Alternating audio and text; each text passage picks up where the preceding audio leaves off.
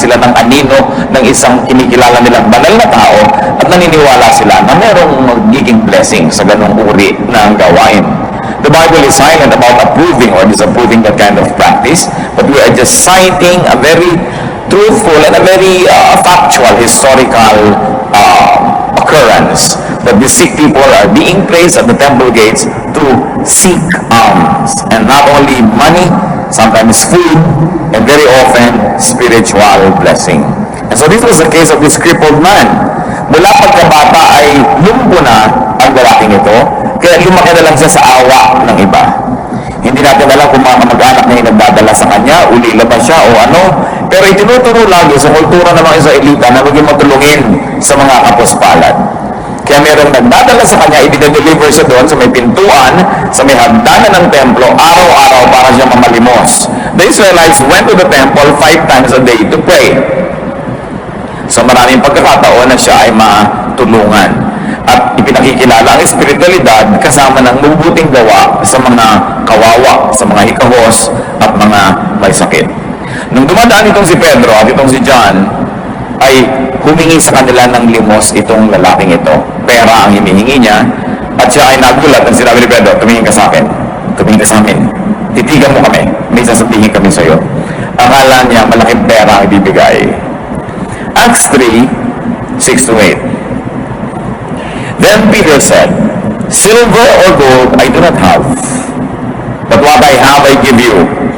In the name of Jesus Christ of Nazareth, walk.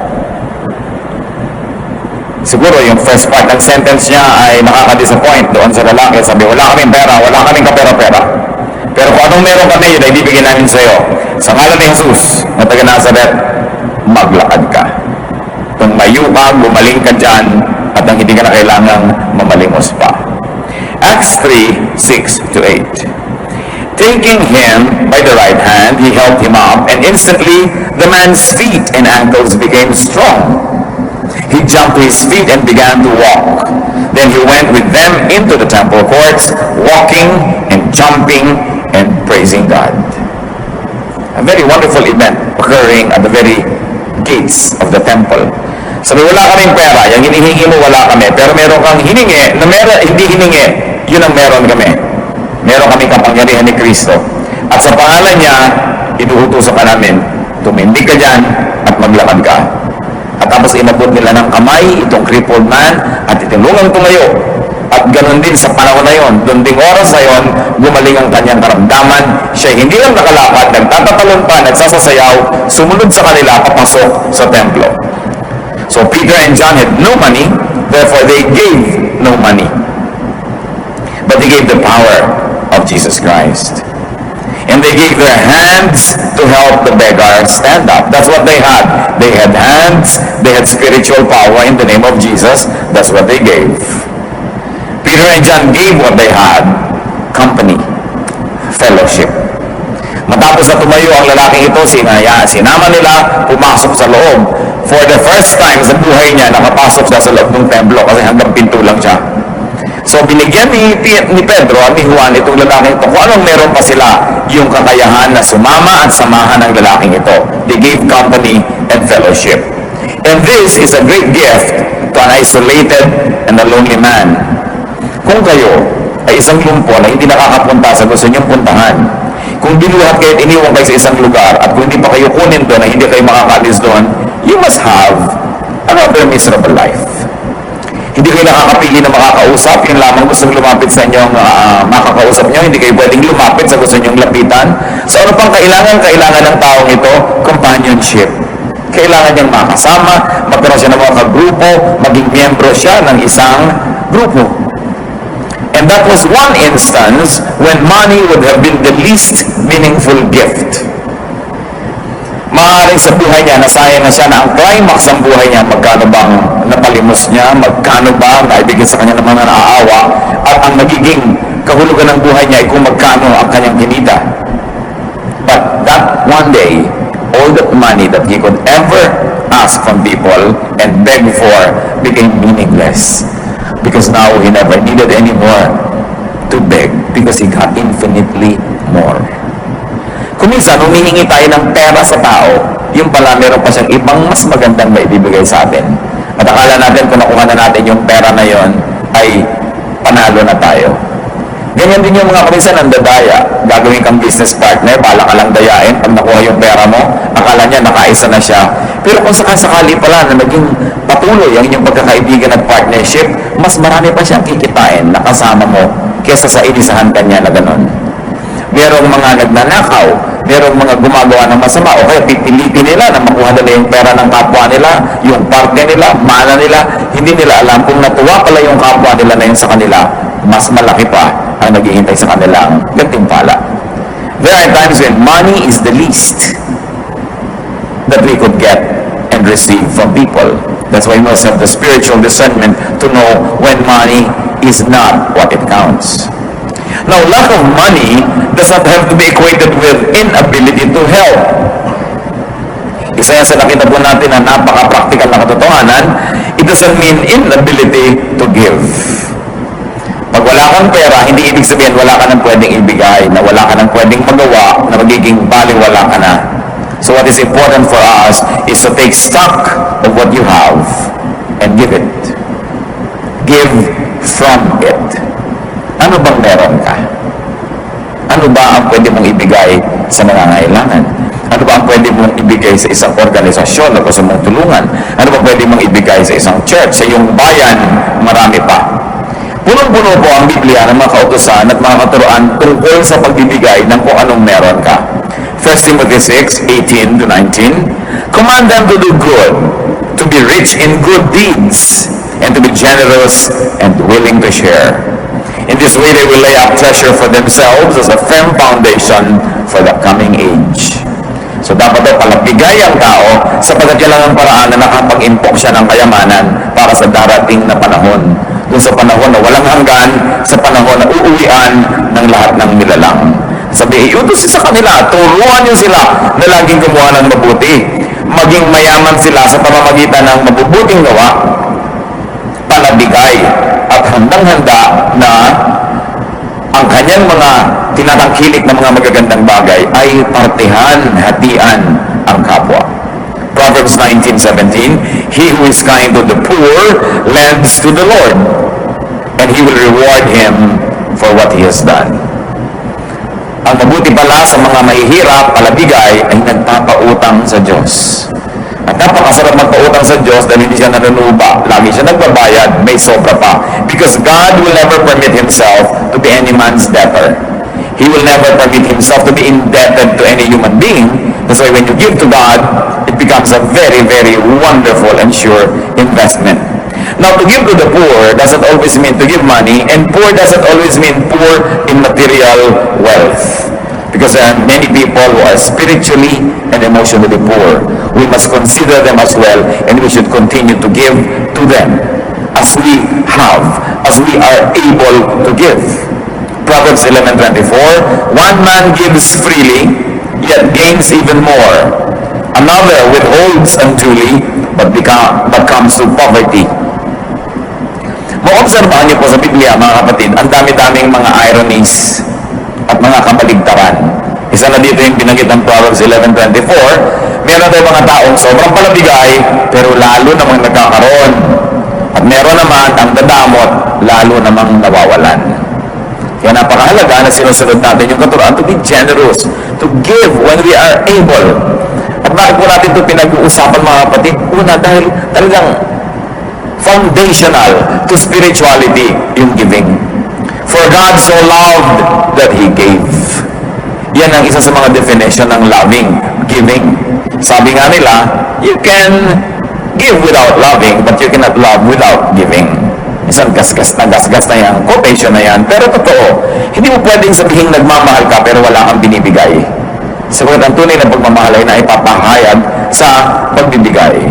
And love is not love until you give it away. The intention to give is not yet love. The act of giving is a definition of love.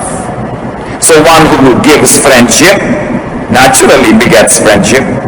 And one who withholds friendship naturally loses it. In a manner of speaking, you keep only what you give away. And and ironically, you lose what you selfishly keep. Sa buhay espiritual, marami itong kabaliktaran. Yung ipinapamigay mo, yun lang ang bumabalik sa'yo. At yung pinipilit mong kamkamin, sarilinin, yun naman ang nawawala. Proverbs 3:27 to 28. Do not withhold good from those who deserve it when it is in your power to act. Napakadaling maintindihan, pero madali bang i-apply?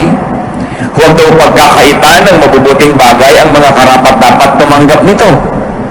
Sabi natin, siyempre naman. Pero tanong, meron kayong kilala, kaibigan, meron kayong kapatid sa Panginoon, merong tindahan, naghihirap siyang mimili, magtinda, pinagtutubo niyo ba o hingi kayo ng discount? The person na namumuhunan deserves to profit. Kaya nga siya nagpapamod, gumigising ng maaga, nagtitinda para siya tumubo. Tapos wala kang gagawin kundi humingi ng discount. Pag merong ahente na nagbebenta sa'yo ng kotse, ng lupa, ng insurance, alam ko may komisyon ka dyan. Hati na lang tayo sa komisyon mo, bawasan mo naman yung komisyon mo. Kaya nga siya nagtitinda niyan para siya magka-komisyon, tapos hihingin mo yung komisyon niya. That is withholding something from the one who deserves it. Because the person works. And when you plant, you harvest. When you work, you benefit from your work. Nobody plants without the promise of being partakers of the harvest. Maraming mga ganon. Deserve nila, inaalis natin yung dapat sana ay sa kanila. Yung mabuti sa atin, they deserve na gawa natin ang mabuti. Yung nagbibigay sa atin, they deserve na suklian natin yan. When people have earned it. Sasabihin pa natin, pagtira naman yung doktor na yun. 3 minuto lang ako tinignan, tapos 500 ang bayad. Siyam na taon naman nag-aaral yun, ano? Gusto mo siyam na taon ka rin yung tingnan para magbayad ka ng mahal. Sabi mo, sandali lang ako tinignan. Pero ang tagal yung pinag-aralan kung paano ka titignan. Kasi mo, gusto mo, 3 minuto kang tinignan, 3 piso ibabayad mo sa kanya. Ay, ang mahal-mahal ng puhunan niya sa pag-aaral. Minsan we have misplaced values. Akala natin ganun lang yun. Pero siyempre, pag espesyalista, bayaran mo ng mahal. Quality is expensive. Meron gusto, ang ganda-ganda ng bibilin, ayaw naman magbayad. Tatandaan natin yun, reward people who work. Make it a habit to reward people who work. And one of that is to allow them to earn. What can we give to people? Nakita niyo po, si Peter and John, ibinigay nila yung nasa kanila, kapangyarihan na spiritual, at yung mga kamay nila na pwede nilang iabot. Meron sila nun eh. At yung oras nila para makisalamuha, makipagmabutihan, makipag-fellowship doon sa taong hindi pa naranasan kahit kailan na may makasama at pumunta doon sa loob ng templo. Sa atin ngayon, what can we give to people? And I like you to think of people you love, those who love you, those who are good to you, and those who you think you are good to. We have to give people attention. Ang kakulangan sa atensyon ang isa sa mga pinakamalaking karukhaan ng tao ngayon. Kulang na kulang sa pansin. Marami ngayong mga bata lumalaki, isa lang yung magulang na kasama sa bahay dahil nagpatrabaho sa malayong bayan. Kung isa na, parehong wala pa. Kulang sa pansin. Maraming mga asawa, kulang sa pansin. Maraming mga magulang, kulang na kulang sa pansin. Ewan ko lang, kung i-score natin yung sarili nyo ba, masasabi nyo kulang sa pansin? Marami nun, kung aaminin lang natin yun. We always think we get less attention than we deserve or less than we want. So it's an epidemic. But it's so sad when it's your very husband or wife, your very girlfriend or boyfriend, your very friend, your very relative, your very office mate, housemate, classmate, yung hindi natin nabibigyan ng attention. We can write, we can call, madali mag-text, some even YM, mag-chat, so that we can minister to give comfort. You can give comfort. We can give company. It's very important to give people companionship.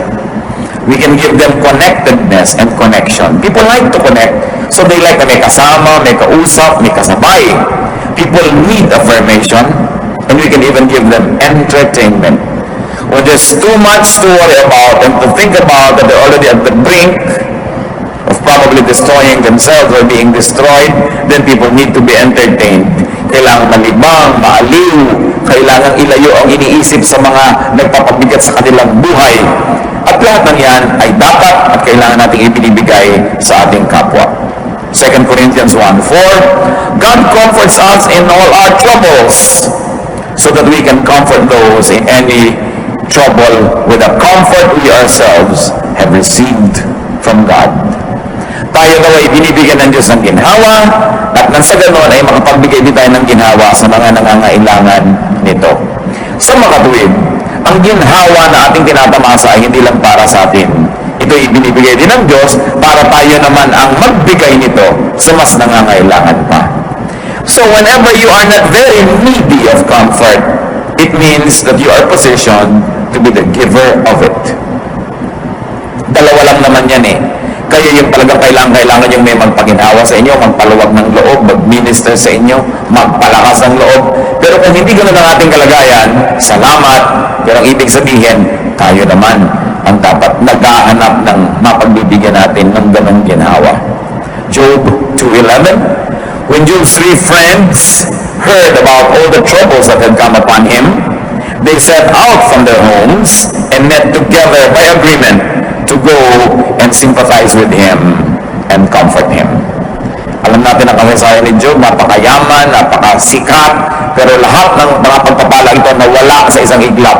Namatay ang mga anak, naglaho ang mga kayamanan, nabalot ng galis ang kanyang katawan, nagkaroon siya ng sakit. Yung tatlong kaibigan niya, nag-usap-usap, nagkita, naglakbay ng malayo para makiupo sa kanya doon sa mga abo. Kaugalian nun, umuupo sila sa abo pagka sila ay nagdadalamati. When they are mourning, they sit in ashes.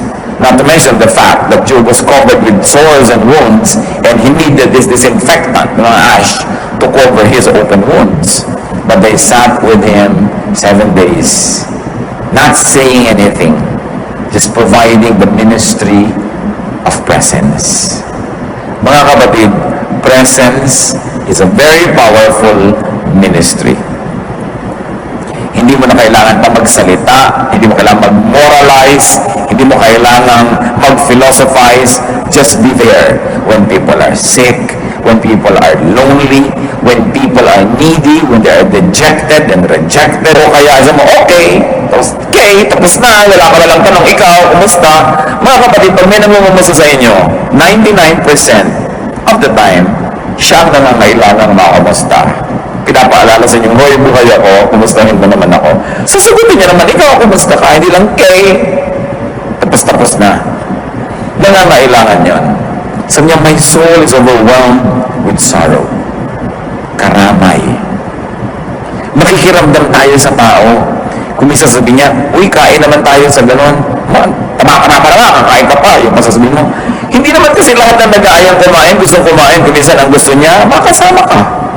Wala lang excuse. Yung mga pakapi-kapi, coffee tayo. Gusto mo naman talaga ng tao katakot na caffeine sa loob ng katawan niya? Kaya lang, ano sasabihin niya? Magtinginan tayo? Mag-usap tayo? Kaya excuse lang yon para meron kayong magawa because probably they like your company or they need your company. So you don't just dismiss readily what people ask you to do with them because behind and beneath the surface could be a deeper need. And we, especially the people of God who profess to be spirit-led, must be sensitive to the needs of people. Hindi yung gusto lang natin silang i-Bible study, gusto lang natin silang sermonan, gusto lang natin silang payuhan. Tapos, pagka naman kailangan nila yung mga moments na may kausap, kasama, kaulaya, wala ka naman. Napakahalaga nitong ganitong presence. At itong ating bansa, habang lalo tayong naghahanap ng pera, nagiging industrialized, o kaya nag-export tayo ng labor, sobra-sobra, 10 milyon mahigit, no? Ng mga overseas Filipinos. Sa bawat isang umaalis, ilan ang nangungulila na asawa, ina, anak, kapatid, ama, kaibigan, kapitbahay, ang dami. Kaya padami ng padami ang malungkot dito sa Pilipinas. Tayo pa naman ang kasiyahan natin, tao eh. Talaga pag may tao, masaya na tayo dyan. Eh yung mga tao lang nawawala. Kaya yung mga natitira, kailangan nagtutulungan lalo. And we minister to one another. It's greater than the ministry na sasabihin mo gagawa ka ng kung ano ng great religious activities. Because the ministry that really pleases the Lord is a ministry that touches the heart. The ministry that comforts the afflicted, that gives comfort to the wounded and healing to those who are sick. And many people are so emotionally sick. Many times we are so sick as well that we forget that the others are sick also. Nang mahanap na tayo ng atensyon, nalilimutan natin yung pinaghahanapan natin nun, nangangailangan din. Na ang tunay na pagmamahalan ay kahit nabibigatan ako sa dala ko, tinutulungan pa rin kita sa dala mo. Na kahit meron ako mga problema dito, nakikisali pa rin ako sa problema mo. Na hindi ko hihintayan na maging problem-free ang buhay ko para ako magsimula na magbigay ng attention sa iyo. Because people are very needy of attention. Of course, we can also give counsel. Proverbs 27:9, perfume and incense bring joy to the heart, and the pleasantness of one's friend springs from his earnest counsel. Ang tunay daw na halimuyak ng isang kaibigan ay nagmumula sa kanyang matalino, maayos, makadiyos na payo. Kaya nagbibigay tayo nun. Naturally, we give people prayers. Wala namang gastos para ipanalangin mo ang isang tao. Libre lang maarte ka, kailangan pang manalangin sa paanan ng bundok, Golgotha, medyo magastos yun. Pero kahit saan ka lang, pwede ka mag-pray. So, hindi ka nagkakagastos, pwede mong ibigay yan. 2 Corinthians 1:11, as you help us by your prayers, then many will give thanks on our behalf for the gracious favor granted us in answer to the prayers of many. And of course, you add to your notes, naturally, what Peter and John give Jesus.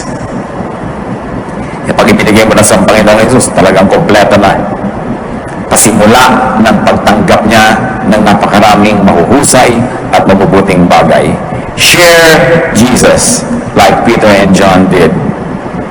But remember this, sharing Jesus needs practical deeds. Hindi lang tanggapin mo si Jesus, period. Kailangan sinasamahan mo, tinuturuan mo, ginagabayan, ipinapanalangin, binibigyan ng companionship. Pag pinag-aralan natin yung Christian movement, yung kauna-unahang mga pagsasama-sama nila, they were full of practical ministrations. Hindi sila tagtag ng theology, hindi sila tagtag ng mga kung ano mga difficult studies, pero punong-puno sila ng pagtutulungan, pagmamahalan, pag-ibigan. And that made the initial Christian movement very, very powerful. Because love is the most powerful of all powers. And nobody can resist love when love moves. That's why Christianity was very powerful, because it was propelled by love, defined by love, encouraged, empowered by loving. Do not let lack of money stop you from giving. Minsan meron tayong poverty mentality. Nakala natin kung wala tayong pera, tayo na lang lagi dapat ang tumatanggap. Tayo na lang dapat lagi ang mareregaluhan. Libre lahat dahil mahirap tayo. Hindi yun totoo. Pera, isa lang yan sa pwedeng ibigay. Ang dami pang iba. But we should always be giving, because giving gets us involved in the cycle of life. What is life? Inhaling, exhaling, eating, defecating, in, out. Ganun talaga ang buhay. Giving, receiving. If you do not give, you do not complete the cycle. If you keep receiving and receiving and receiving, subukan nyo, mag-inhale kayo. Inhale, inhale, inhale, and don't ever give it up. Don't exhale. Sasabog kayo nun. You'll die. Because you have to inhale and exhale. You have to receive and give so that you will have balance. Giving connects us to people. What better connection can we have with people than the giving connection? That we give to them, they give to us. That's how interpersonal relationships are strengthened. When we become interdependent, not overly dependent, but we need people and people need us. We give to them and they give to us. That's what the city is all about. That's what the town, the village is all about. People needing people. You want the baker to be there, you want the bartender to be there, you want the preacher to be there, you want the laborer to be there. You live in a village, you live in a town or a city where people minister to people. You don't live a hermit's life. That's what being together is all about. So giving connects. Giving earns for us the privilege to receive. And not only that, to keep receiving. Sometimes you receive, you do not give back. You still receive, you do not give. You do still receive, you do not return the favor. You receive, you do not give back. Do you think you can keep on receiving? No, it will stop. Because only logical way to complete the cycle of receiving is giving also. Kailangan nagbibigay. It is only when you give that you continue to perpetuate the recycling of very positive energies. Proverbs 11:25, a generous man will prosper. He who refreshes others will himself be refreshed. Yun ang paraan. Para ka manariwa ang mga pagpapala sa iyo, panariwain mo ang iba. Para ka madilig, magdilig ka. Para ka sumaya, magpasaya ka. Napakahalagang maisip yon. Giving empties us enough to receive again. Because when you let go, your hands become free to receive fresh supplies. And giving expresses our gratitude to the giver, who is God, and to all other givers who are people. Kung tayo marunong tumanang ng loob sa Diyos, pag tumatanaw tayo ng ating utang na loob, nagbibigay tayo sa Diyos, sa kanyang gawain, at sa kapwa-tao. Ang isa sa mga pinakamabuting pagtanaw ng utang na loob sa kapwa-tao, lalong-lalo hindi mo na kaya siyang bayaran, wala siya, o hindi niya kailangan, gumawa ka ng mabuti sa iba na hindi rin makakabayad sapagkat walang-wala. Mas hindi ka kayang suklian o bayaran, mas totoo ang pagbibigay. At doon lang tayo nakakabayad-bayad sa napakarami rin namang tao, hindi na natin kayang hanapin pa para suklian din sa mga kabutihan ginawa nila sa atin. Very especially if you receive good things from people, give back to your benefactors. All beneficiaries should give back to their benefactors. Sometimes you cannot give back money, but even money is a temporary issue. Sometimes you cannot now, but tomorrow or next year you can. Sometimes the person who has money giving you now, next year will have very little of it, and you have more of it, it's your turn to give. Panapanahon. Alam niyo, isa sa mga pinakamalaki nating pagkakamali, pag meron pala bigay sa atin na ang tingin natin mayaman, who has everything, hindi na tayo nagbibigay. Mayaman naman si tita huwag na nating bigyan. Kompleto na yan Mahirap bigyan yan, mayaman kasi. Kung minsan, nagiging napakadali na sa ating excuse yun para magpabaya. Mayaman naman siya, wala na siyang kailangan. Hindi yun Ang kailangan ng mayaman at mahirap ay pareho lang. Ang kailangan nila ay maalala. Ang kailangan nila ay ma-reaffirm. Mabigyan mo ng affirmation that they are loved, that they are appreciated. Sabi, ang dami-dami na naman niyang alahas, wala na tayong maibigay. Hindi bigyan mo ng chicharon. Hindi excuse yun. Bigyan mo na isang santol. Bigyan mo ng 5 pirasong butong pakwan. May ribbon. Nakalagay sa magandang lalagyan. Ang sinasabi lang naalala kita. Kung gusto niyo mga kapatid na maging thoughtful, ang daming pwedeng ibigay sa kapwa. Many of them don't have to cost money. Makapulot ka ng magandang tuyong dahon, sulatan mo ng pentel pen, God loves you, and so do I. Diba? Sa'yo naman makatanggap ng ganon. Yung iba, akala nyo kung may pera yung kapwa nyo, mataas ang posisyon, maraming damit, maraming gamit, pwede nang hindi regaluhan. Palusot lang yun. If you really like to give, you give to the poor, you give to the rich. Because the rich man, like the poor man, needs love. We all just need love. A little bit more of it, if possible, a big bit more of it. That's what we want. And you can never go wrong when you give love. At yan kuminsan ang problema na hindi naman daling-dali at madaling isinisiwalat ng mga makapangyarihan, sikat o mayaman. That their relatives, their friends, and people around them don't give them anything anymore just because they think they are self-sufficient. No man is an island, therefore no person is self-sufficient. Ang lahat, kailangan ng kahit konting pagtingin. Kahit pa sila, mga sasabihin nyo, makapangyarihan. And a person who gives will not run out of goods and will not run out of friends. It is the selfish who runs out of love. Yung makasarili, ang meron ng kaibigan, nawawala pa. Meron ng nagmamahal, nawawala pa.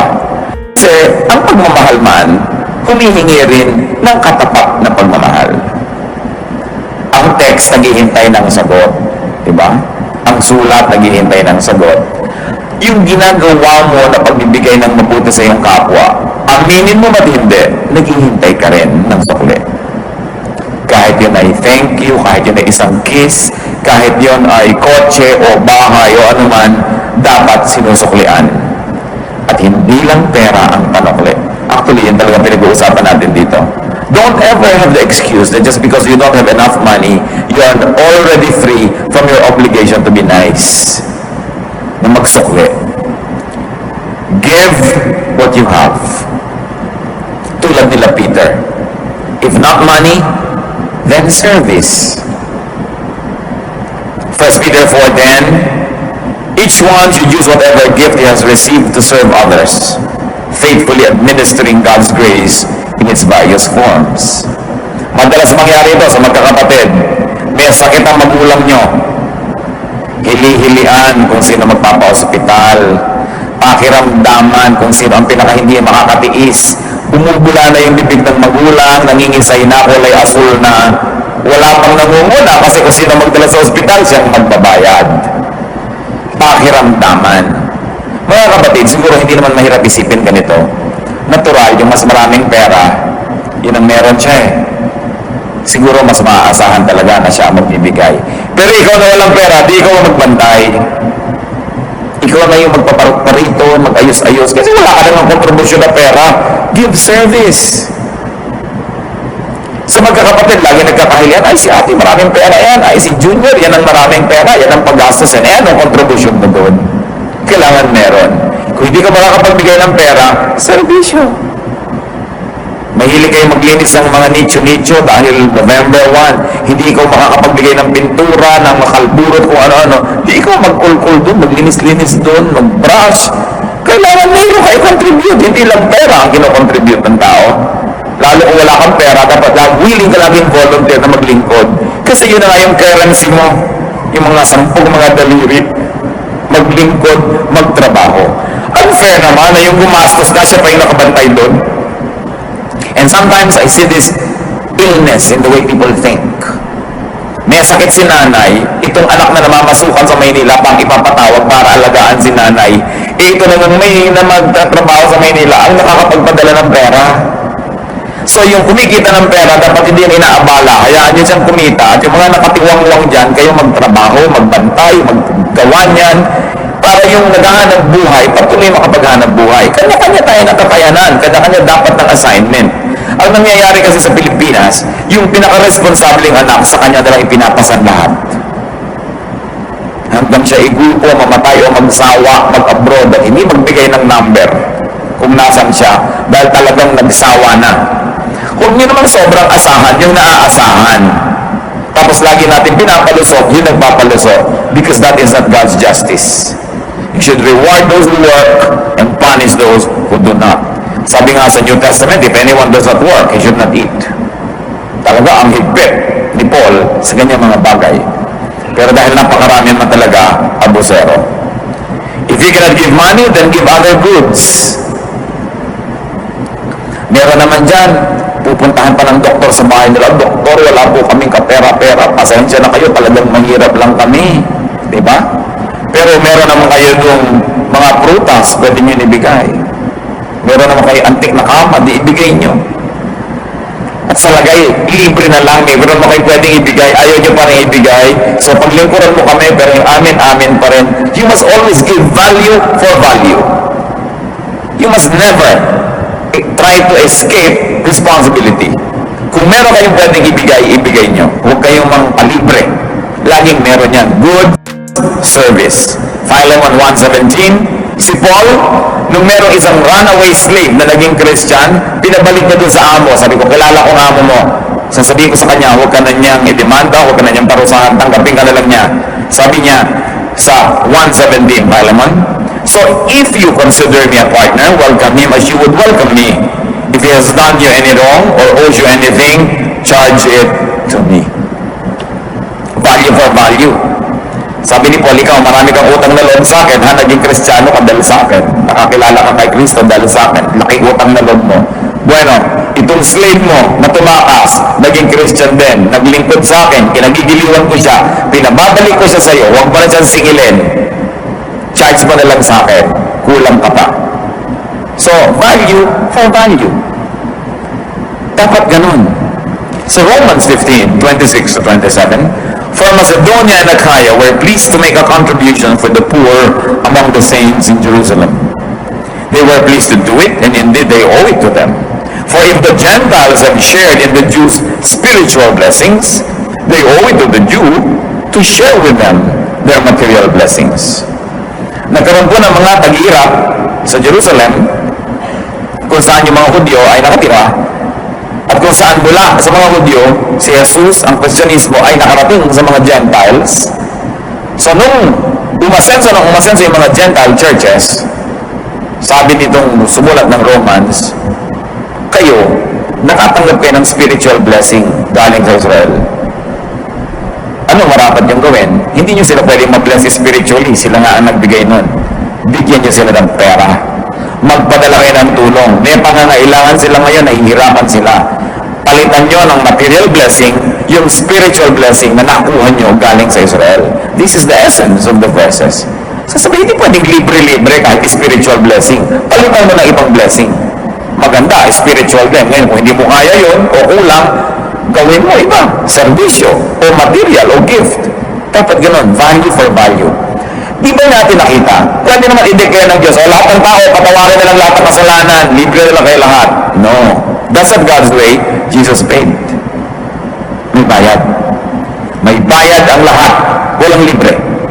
So dapat willing tayo na nagbabayad. Nakikitira ka sa kamag-anak mo, gumagastos ka ng kuryente, tubig, hilig-hilig ko pang mag-plancha, number 3 ka pa mag-electric fan. Alam niyo, ang init ng mata ng mga tiyan nyo, nakikitira kayo, naka-electric fan pa kayo lagi. Baka akala nyo, hindi niya kinukwenta yun. No? Pag nagluluto siya, dapat 3 na yung anak, 5 pirasong pork chop lang, inandun ka, naging 6. Bilang yun ng mga kamag-anak. Kala nyo ba? So dapat naman, papalitan mo, naglilinis ka dyan, nag-uugas ka ng kotse, lalo't wala ka naman maibigay na pera, serbisyo. Huwag yung tatamad-tamad ka, nanonood ka palagi ng TV, kinukwenta niya, itong kuryente kaya nagagastos ito, panonood ng TV. Colored pa. Yung black and white na ibigay nyo dito. Marami kasing tao hindi na nila iniisip.